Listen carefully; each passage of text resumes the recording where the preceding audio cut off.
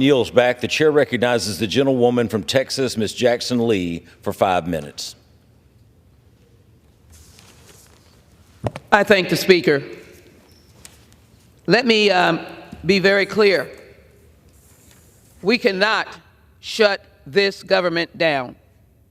4 pages, 5 pages, 20 pages of a stopgap measure, the government cannot shut down. The rules of this House require, and Senate, require the Congress to do its work.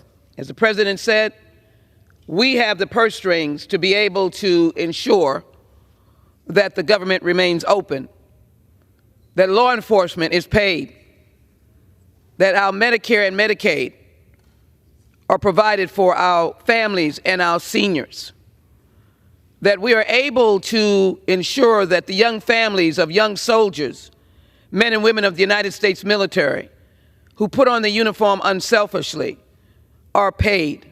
Those who are on the front lines. And as we have seen, any number of incidences that have caused the loss of life of the men and women in uniform, in many of our flight incidences that have occurred, tragically, we have lost many lives over this last year, including those who are in combat. Are you telling me that we are not going to put pen to paper, Speaker Johnson, and work with those who will work with you, work with the Budget Committee that I sit on, to ensure that there are members that will advocate for your members to join in without poison pills of the funding of the CR? This paper allows us today to work through an extension till March 8th and an extension until March 28th. It includes a response to our student loan crisis, which is extremely important. It ensures that the doors of the government remain open. What I hope that we'll be able to do is to fight against the dastardly position of underfunding or not funding the women and infant children. My community needs that, to be able to provide funding for women and infant children, a major component to the federal government's budgeting. What else do I want to make sure that we do? As I walk through my district over these last couple of days, in particular, I have heard the crisis of seniors and housing.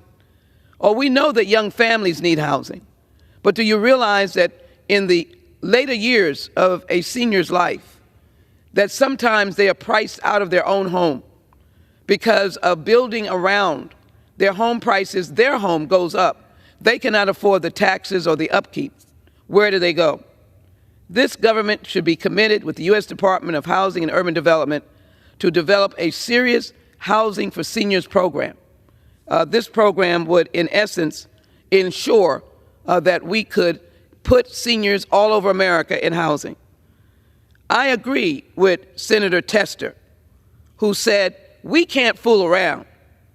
If that's what it takes to get this done, he was speaking about pushing this House, but kicking the can down the road, we need to stop it. We need to get a real budget, and I'm standing with him. We can't be far right, we can't be far this, we can't be far that. We have to be for the American people.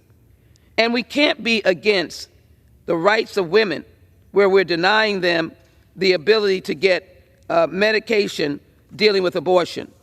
We cannot help our veterans who are in need of mental health care and not allowing them to go under the NICS check so that if they are in danger by getting guns, that we can protect them. And again, as I said, we cannot stop the nutrition programs for low-income women. Homeland security, the border, providing relief for the people in Gaza, humanitarian relief for our children, and peace, pausing for peace.